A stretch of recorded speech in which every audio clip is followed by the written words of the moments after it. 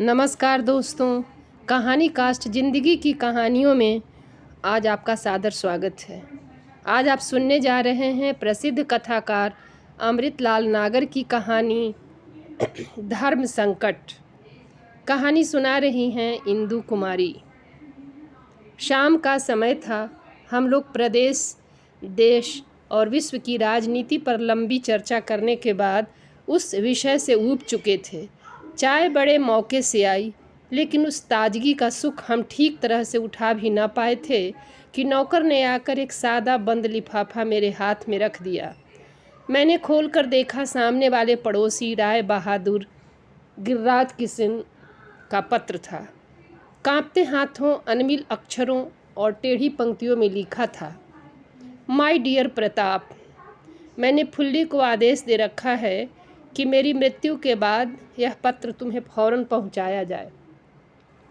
तुम मेरे अभिन्न मित्र के पुत्र हो, रमेश से अधिक आज्ञाकारी रहे हो। मेरी निम्नलिखित 3 अंतिम इच्छाओं को पूरा करना। पहला, रमेश को तुरंत सूचना देना। मेरी आत्मा को तभी शांति मिलेगी जब उसके हाथों मेरे अंतिम संस्कार होंगे। मैंने उसके साथ अन्याय किया है। दूसरा, फुल्ली को मैंने 5,000 रुपये दिए हैं और 500 रुपये बाकी चारों नौकरों को। नोट मेरे तकिए में रुई की परत के अंदर है। उसी में वसीयत और तिजोरी की चाबी भी है। घर में किसी को यह रहस्य नहीं मालूम। तकिया फौरन अपने कब्जे में कर लेना। घर के भंडार घर और संदूकों की चाबियां तिजोरी में हैं। रमेश के आने पर 5 पंचों के सामने उसे सौंप देना। तीसरा, मैंने अपनी वसीयत में शर्त रखी है कि मेरी पत्नी अगर मुझे माफ़ कर दे, और गलत ही सही मगर जो पतिव्रत उस पर आन पड़ा है उसे साध कर रमेश को छोड़कर बाइज्जत यहाँ रहे, तो यह मकान और 10,000 रुपया उसे दिया जाए। लेकिन यह काम उसी हालत में होना चाहिए जबकि हम और तुम्हारे द्वारा नियुक्त मोहल्ले के 4 भले आदमी मेरी पत्नी की सच्चरित्रता के संबंध में आश्वस्त हो जाएं। पत्र पर 6 रोज पहले की तारीख पड़ी थी। मुझे यह समझने में देर न लगी कि राय बहादुर साहब गत हो चुके हैं। पत्र मैंने बड़े बाबू के सामने मेज पर रख दिया। इंजीनियर साहब और प्रोफेसर साहब भी झुककर पढ़ने लगे। चाय बेमजा हो गई। हम सभी उठकर राय बहादुर साहब के यहाँ गए। उनका रोबीला चेहरा रोग और मानसिक चिंताओं से जर्जर होकर मृत्यु के बाद भी उनके अंतिम दिनों के असीम कष्टों का परिचय दे रहा था। मृत राय बहादुर के चेहरे को देखते हुए उनके साथ बीते इतने वर्षों की स्मृतियां मेरे मन में जाग उठीं। राय बहादुर बाबू गिरिराज किशन बीए उन हिंदुस्तानियों में से थे जिन्हें तकदीर की चूक के कारण इंग्लैंड में जन्म नहीं मिल पाया था। उनका रंग भी गोरा न था, बल्कि गेहुए से काले की ओर ही अधिक झुकता हुआ था। फिर भरसक उन्होंने अपने आप को अंग्रेज नुमा ही बनाए रखा। गरीब हिंदुस्तानियों पर अकड़ दिखाने में वे सदा अंग्रेज़ों से 4 जूते आगे रहे। कई हिंदीवादियों ने उन्हें शुद्ध नाम गिरिराज कृष्ण रखने को कहा, मगर वे उन्हें मूर्ख बतलाकर गिरिराज ही बने रहे। राय बहादुर गिरिराज किशन के नाम के साथ बीए जोड़ना भी नितांत आवश्यक था। सन 23 में राय बहादुर गिरिराज अपनी बिरादरी के राय साहेब दीनानाथ की बदौलत इलाहाबाद में छोटे लाट के दफ्तर में भर्ती हुए थे। अपनी अंग्रेज परस्ती और हाई क्लास खुशामद के दम पर राम बहादुर ऊंची कुर्सियों पर चढ़ बैठे थे। स्वराज होने पर आंतरिक कष्ट भोगने के बावजूद 3 वर्षों तक स्वराजी अफसरों, नेताओं और मंत्रियों की भी बाअदब खुशामद की। गिरिराज बाबू इन लोगों के सामने जिस प्रकार खुद दुम हिलाते, उसी प्रकार अपने सामने अपने मातहतों की भी हिलवाते थे। आज़ादी के बाद भी दफ्तर में अपना भला चाहने वाला कोई बाबू उनके आगे हिंदी का एक शब्द नहीं बोल सकता था। और घर के लिए भी यही मशहूर था कि राय बहादुर की भैंस तक अंग्रेजी में ही डकारती। अगर कोई कसर थी तो सही कि लेडी गिरिराज के वास्ते अंग्रेजी का करिया अक्षर भी भैंस बराबर ही था। राय बहादुर गिरिराज पहली लड़ाई के ज़माने के मॉडर्न आदमी थे। सुबह आँख खुलते ही घंटी बजाते, सफ़ेद कोट पतलून और साफे से लैस फुल्ली आया का लड़का घसीटे छोटी हाजिरी लेकर हाजिर होता। ठीक 8 बजे बड़ी हाजिरी पर बैठते, बेटी बेटा साथ होते। पर लेडी गिरिराज अंडा बिस्कुट समाज में कभी न बैठीं। परम कट्टर छूत पाक वाली न होते हुए भी मांस मछली से उन्हें परहेज था। वशीरत चपरासी के बाप मुन्ने बावर्ची को हफ्ते में 2 दिन ड्यूटी देनी पड़ती थी। घर के निचले हिस्से में विलायती रसोई थी। एक तरह से कहना चाहिए कि नीचे का पूरा घर ही विलायती था। वहाँ लेडी गिरिराज के बजाय फुल्ली आया का साम्राज्य था। फुल्ली पहले अंग्रेजी कोठियों में काम करती थी। अंग्रेजी ढंग से हिंदुस्तानी बोलती थी। अंग्रेजी घर के कायदे जानती थी। छोटी बड़ी हाजिरी, लंच, डिनर, चाय सबका समय साधती थी। इसलिए गिरिराज बाबू नियम से 2 पेग खाने से पहले चुस्कियाँ में मर्यादा करते थे। फुल्ली उसका इंतजाम भी बखूबी कर देती थी। इसलिए आम तौर पर मजाक में ही मशहूर हो गया था कि राय बहादुर साहब से कोई काम करवाने के वास्ते बजाय लेडी गिरिराज के लेडी फुल्ली की सिफारिश ज़्यादा पुरअसर होती है। वैसे राय बहादुर गिरिराज में किसी ने भी कोई ऐब की बात नहीं देखी सुनी थी। अगर ऐब था तो यही कि वे मॉडर्न थे। चुरुट मुंह में लगाए बगैर वे बात नहीं कर पाते थे। अगर कोई हिंदी सभा का चंदा मांगने आए तो उससे अकड़कर कहते कि मॉडर्न ज़माने में गंवारू भाषाओं का उद्धार करना हिमाकत की बात है। धर्म के संबंध में पहले तो वे यह कहा करते थे कि यह ढोंग और पागलपन की वस्तु है, मगर बाद में उसे इंडियन कल्चर का एक सनातन रूप मानकर सहन कर जाते थे। गिरिराज साहब थोड़ा बहुत लेने देने का काम करते थे और उसकी बदौलत उन्होंने हैसियत भी बनाई। अच्छा मॉडर्न ढंग का मकान बनवाया, उसका नाम दी नाइटिंगेल रखा। मोटर खरीदी, सदा 2-4 नौकर पाले, घर से लेकर दफ्तर तक घड़ी साथ कर सबसे ड्यूटी करवाई। पत्नी को भी मिलने के वास्ते फुल्ली के द्वारा उनसे अपॉइंटमेंट लेना पड़ता था। लेडी इससे जल भून गई कि मैं फुल्ली से भी गई बीती हो गई। लेडी गिरिराज ने अपने फुहड़पन में उनके ऊपर एक बहुत बड़ा लांछन लगा दिया। राय बहादुर साहब सिद्धांततः और स्वभावतः अवैध रिश्तों से नफरत करते थे। इसलिए अपनी पत्नी के द्वारा झूठा लांछन लगाए जाने के बाद फिर उन्होंने कभी उनका मुंह न देखा।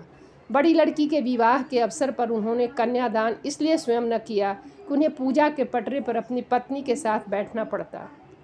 इसके बाद 2 वर्ष में लेडी गिरिराज घुल कर मर गई, मगर मरी भी तो नियति के साथ षड्यंत्र करके ठीक उनके रिटायर होने के दिन। राय बहादुर गिरिराज को बहुत शिकायत हुई। अपने बेटे बेटी से कहा, तुम्हारी मम्मी को कभी टाइम का सेंस नहीं रहा। अगर मरना ही था तो कल सुबह मरती, परसों सुबह मर सकती थी। आज शाम को दफ्तर में मेरी फेयरवेल पार्टी हो जाने के बाद कभी भी मर सकती थी। जिंदगी में एड्रेस पाने का यह पहला मौका आया था, सो इस तरह तबाह बर्बाद कर दिया। इडियट कहीं की। इसके बाद मरने वाली तो खैर मर ही चुकी थी, मगर जो भी मातम पुरसी के लिए मुंह बिसूरते हुए आए उन्हें भी राय बहादुर साहब की डांट खानी पड़ी। जो कहता कि साहब सुनकर बड़ा दुख हुआ, उससे ही कहते आपको दुख करने की ज़रूरत क्या है, मुझे कोई दुख नहीं हुआ। जो आदमी पैदा होता है उन सबको एक साथ फौरन मर जाना चाहिए। जाइए, मेरे यहाँ मातम पुरसी के लिए आने की ज़रूरत नहीं। छोटी लड़की की शादी उन्होंने पत्नी के मृत्यु के 3 महीने बाद पूर्व निश्चय के अनुसार ही की। स्वयं ब्याहने वाली लड़की और उनके पुत्र को इसमें आपत्ति थी, मगर उन्होंने किसी की एक न सुनी। कहा, I have no regard for your mummy, she was a perfect fool. लड़की की शादी बड़ी धूमधाम से की। एक ICS के बेटे को अपना दामाद बनाया और बहुत कुछ दान दहेज देकर रिटायर होने के बाद भी रोब जतलाया। लड़का रमेश तब MA फाइनल में पढ़ रहा था। नामी तेज था, सदा फर्स्ट क्लास रिकॉर्ड रहा। MA के बाद IAS में बैठने वाला था। लड़की वाले अनेक व्यक्ति रमेश की मांग करने के लिए राय बहादुर की सेवा में आने लगे। राय बहादुर गिरिराज को अब मातहत क्लर्कों पर न सही तो बेटी बालों पर ही चुरुट का रोब झाड़कर भरपूर संतोष मिल जाता था। दहेज के मामले में वे पक्के मॉडर्न थे, यानी 25,000 मांगते थे। एक आध पिछले जानकार ने दुहाई दी कि आप तो दहेज के विरुद्ध थे, उसको पुरानी प्रथा बतलाते थे। तो बोले, साहब जब मुझसे बड़े अफसर आदमी यानी मेरे समधी साहब दहेज लेने को मॉडर्न प्रथा मानते हैं, तो मैंने भी अपने विचार बदल दिए हैं। निहायत साइंटिफिक बात है कि आपको दामाद चाहिए और मुझे 25,000 रुपया। मेरा रमेश आईएएस पास करेगा। आप अपनी लड़की का फ्यूचर देखकर अगर इतनी रकम देना स्वीकार करते हैं तो बैठिए, वरना मेरी कुर्सी की गद्दी मैली मत कीजिए। वे ऐसी लड़की चाहते थे जो सुंदर हो, बीए हो, गाती नाचती हो, सीना पिरोना बुनना जानती हो, अंग्रेजी में फटाफट बात करे, अफसर किस्म के मॉडर्न मेहमानों की खातिर करने में तमीज़दार हो और ऊपर से उसका बाप नगद 25,000 रुपये भी दे जाए। बिरादरी के कई अच्छी हैसियत वाले बेटियों के बाप के चेहरे राय बहादुर गिरिराज के चूरट की अकड़ में धुआं धुआं हो गए। एक दिन इनके द्वारा नौकर रखाए गए पुराने मातहत एक सजातीय बाबू देवी शंकर पधारे। गिरिराज की महिमाओं का बखान करते उन्होंने कहा, सर, मैं आपकी चॉइस को जानता हूँ और एक लड़की मेरी नज़र में है। इन बाबू के साथ उन्होंने रीता को देखने का अवसर पाया। रीता राय साहब चमन लाल की इकलौती बेटी थी। राय साहब चमन लाल ने अपने ज़माने में बड़े ऐश बड़े नाम किए। वे शहर की तवाइफों के सरताज थे, रेस के घोड़ों के सरपस्त थे और बड़े ही औला पौला आदमी थे। अपने जीवन काल में लाखों कमाए और लाखों फूके। एक लड़की हुई, उसे बड़े लाड़ से पाला पोसा पढ़ाया। हाई स्कूल तक रीता ने परीक्षाओं तथा वाद विवाद और नृत्य प्रतियोगिता में अनेक पुरस्कार प्राप्त कर अपने पिता को संतुष्ट किया था। राय साहब विधुर थे। रीता की एक विधवा मौसी उनकी लड़की की देखभाल करने के लिए उनके यहाँ रहती थी, सो सब तरफ से उनकी ही हो गई। राय साहब ने आंख मूंद कर अपना घर अपनी रक्षिता साली को सौंप रखा था। बाद में राय साहब चमन लाल की जन्म कुंडली के ग्रह नक्षत्र पलटे। बड़ा घाटा आया, दिवालिये होने की नौबत आ गई। अपनी लड़की के वास्ते कुछ रकम बचाने की नीयत से उन्होंने एक बंगला अपनी साली के नाम से खरीदा और लगभग 1 लाख रुपया नगद और जेवरों के रूप में बचाकर उसी के नाम से जमा करवा दिया। फिर राय साहब दिवालिये हो गए और जिस दिन उन्हें अपनी महलनुमा कोठी सदा के लिए छोड़नी थी, उस दिन उन्होंने गहरे नशे में अपनी कनपट्टी पर रिवॉल्वर रखकर अपनी इह लीला समाप्त कर दी। राय साहब की मृत्यु के बाद मौसी सयानी हो गई और रीता अनाथ। लड़की देखने गए तो उसकी 2 चोटियों में तितलियां जैसे रीवन देखकर राय बहादुर साहब के पेंशन प्राप्त जीवन में नई रस की गुलाबी आई। अनेक वर्षों का सोया हुआ मॉडर्न पत्नी का अभाव जाग उठा। लड़की रीता बातचीत में तेज, आंखें नचाने में बाकमल और हंसने में बिजली थी। देखकर लौटे तो रास्ते में देवी शंकर से बोले, लड़की तो अच्छी है और दहेज का भी मुझे कोई खास नहीं, क्योंकि तुम तो जानते ही हो कि मैं इन सब मामलों में बड़ा मॉडर्न हूँ। खाली एक प्रयोजन है कि क्या नाम के तुम्हारा क्या ख्याल है देवी शंकर? अभी तो मैं भी शादी कर सकता हूँ। देवी शंकर राय बहादुर को घूरने लगे। मुंह पर खुशामद से हाँ के बजाय ना भला क्यों कहते। मौसी के लिए इससे बढ़कर कोई शुभ संवाद ना हो सकता था। 18 वर्ष की आयु की रीता 56 वर्षीय राय बहादुर गिरिराज किशन की पत्नी बनी और इसके बाद की तमाम बातें अपने क्रम में बढ़ गई। रीता ने प्रथम दिन से ही अपने पति से कोई संबंध न रखा। हठपूर्वक अपने कमरे के अंदर बंद रही। राय बहादुर रुपये, पैसे, गहनों और खुशामदों की बड़ी बड़ी नुमाइशें लगाकर हार गए।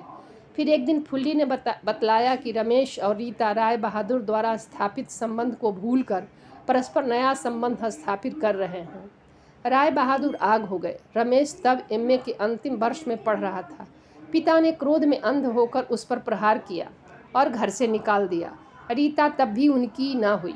रमेश को 2 महीने बाद ही दिल्ली में कोई नौकरी मिल गई और उसके महीने भर बाद ही रीता राय बहादुर के घर से गायब होकर दिल्ली पहुंच गई।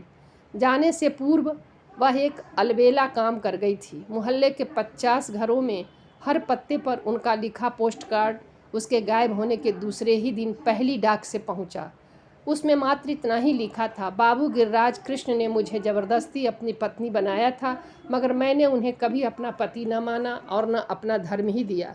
विवाह से पहले मुझे बतलाया गया कि मैं उनके पुत्र को ब्याही जाऊंगी। तब से मैंने उनके पुत्र को ही अपना पति माना। इस घर में आकर भी उन्हें ही भगवान की साक्षी में अपने को सौंपा और अब मैं अपने पति के पास ही जा रही हूँ। रीता के भागने से राय बहादुर बाबू गिरिराज किशन को इतना कष्ट नहीं पहुंचा था जितना कि उसके द्वारा भेजे गए इस सार्वजनिक पत्र से वे दुखी हुए। इसके बाद राय बहादुर का जीवन बदल गया। उनमें पूजा पाठ और आस्तिकता की भावना जागी, साथ ही अकेलापन भी हट पकड़ गया। पिछले 8 वर्षों में वे एक दिन भी अपने घर से बाहर निकलकर कहीं न गए। लेन देन का काम करते थे, वह भी धीरे धीरे समाप्त कर दिया। मोहल्ले में किसी से भी संपर्क न रखा। पिछले कुछ दिनों से बीमार थे, मगर मोहल्ले वाले उनकी हालत देखने पूछने भी न गए। जाते तो मिलते भी नहीं, और अचानक मेरे पास अब यह पत्र आया। हम सभी मोहल्ले वाले एकाएक यह निर्णय न कर पाए कि इस स्थिति में क्या करना चाहिए। वैद्य जी और बड़े बाबू इस पक्ष में थे कि पुलिस को सूचना दे दी जाए और इस पत्र को लिखी हुई बातों का अमल भी कानून के हाथों में ही हो। परंतु मैं तो मृत व्यक्ति की अंतिम इच्छा पूरी करने के पक्ष में था। राय बहादुर कैसे भी रहे हों, इसी मोहल्ले के थे। कईयों को उन्होंने कभी नौकरियां भी दिलाई थी, उपकार किया था। इंजीनियर साहब भी मेरे ही मत के थे। बाद में सभी राजी हो गए। मोहल्ले के एक मित्र के पास रमेश के पत्र आया करते थे, उसी से पता लेकर तार भेजा गया, जिसमें स्पष्ट लिख दिया था कि यदि कल प्रातः काल तक तुम स्वयं अथवा तुम्हारा पत्र उत्तर न आएगा तो राय बहादुर के अंत्येष्टि क्रिया मोहल्ले वालों द्वारा ही 95 में संपन्न कर दी जाएगी। सुबह 4 बजे तार का जवाब आया कि रमेश टैक्सी द्वारा दिल्ली से चल रहा है और सुबह तक पहुंच जाएगा। प्रातः काल करीब सभी मोहल्ले वाले राय बहादुर के घर पर उपस्थित थे। तभी टैक्सी दरवाजे पर रुकी। रमेश, रीता और 3 बच्चे उतरे। रमेश के मुंह पर तो सामाजिक लज्जा और संकोच की मलिन छाया थी, परंतु रीता का चेहरा सतेज और निर्विकार था। रीता के आने का संवाद पाकर अनेक स्त्रियां कुतूहल बस आ गई। रीता ने राय बहादुर की लाश के पास अपनी चूड़ियां तोड़ी और मांग का सिंदूर पोंछा। रमेश ने पिता का अंतिम संस्कार किया। स्त्रियां रीता से तरह तरह के प्रश्न करती थीं, परंतु वो कोई उत्तर न देती थी।